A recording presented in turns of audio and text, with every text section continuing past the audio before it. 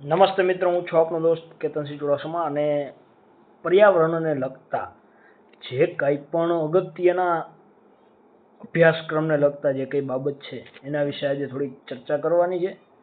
જેમાં મેં અમુક ચેપ્ટર તાર્યા છે અલગ, જેમાં એક છે પ્રાણી અને જીવસૃષ્ટિ, બીજું છે ઔષધીય વનસ્પતિ, ત્રીજું જમીનના પ્રકાર, ખદર બાંગર થઈને કાળી જમીન, રાતી જમીન, રેતાળ, ગોરાળું, તમામે તમામ જમીન. પછી ગુજરાતના અભયારણ્યો, રાષ્ટ્રીય ઉદ્યાનો, જૈવ આરક્ષિત ક્ષેત્રો જે યુનેસ્કો દ્વારા પ્રમાણિત છે તે 13 અને કુલ 18, એમ બાયોસ્ફિયર રિઝર્વ અને ટાઈગર રિઝર્વ, સાંસ્કૃતિક વનો, આ તમામે તમામની યાદી છે આની અંદર કરેલી છે.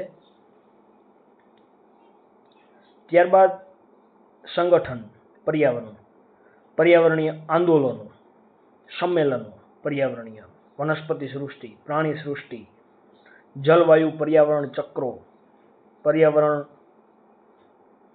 કુદરતી આફતો, પ્રદૂષણ, પર્યાવરણ સંબંધિત અગત્યના દિવસો જે આપણા કેલેન્ડરની અંદર ઉજવવામાં આવે એ, રામસર સાઇટ ગુજરાતની છે, ભારતની છે, પછી રાજ્ય પક્ષી, ફૂલ, વૃક્ષો, પ્રાણી વગેરે, કયા રાજ્યનું કયું પક્ષી છે, કયું ફૂલ છે, રાષ્ટ્રીય ફૂલ, રાષ્ટ્રીય પક્ષી, એસિડ વર્ષા કોને કહેવાય, બાયોમેડિકલ વેસ્ટ, કચરો, ઘન, plastic, green house effect, global warming, ઓઝોનનું ક્ષરણ, ઓઝોન ક્ષયન જે થાય છે O3નું, સમુદ્રનું એસિડિફિકેશન, કાર્બનનું શ્રેણીકરણ,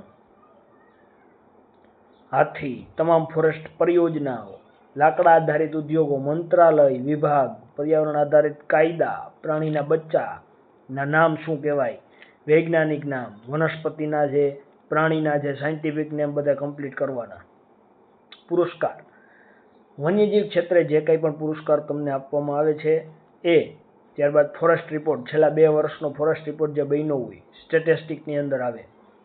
સામાજિક વનીકરણ, મેંગ્રોવ જંગલ, IUCNના રેડ લિસ્ટમાં સમાવેશ, ભારતીય પ્રાણીઓ જે રેડ ડેટા બુક છે આપણી એમાં. પછી પર્યાવરણ સંરક્ષણ માટેના આંતરરાષ્ટ્રીય પ્રયાસ જે યુનેસ્કો દ્વારા થતા એવા છે એ બધા. પછી સસ્ટેનેબલ ડેવલપમેન્ટનો હેતુ, આ સસ્ટેનેબલ ડેવલપમેન્ટ જૈવ આરક્ષિત ક્ષેત્રને બચાવવું કેમ જરૂરી છે એના માટે જે કાંઈ પણ પ્રયત્ન થાય છે, પરિયોજનાઓ છે, તમામે તમામ પરિયોજના કમ્પ્લીટ કરી લેવી.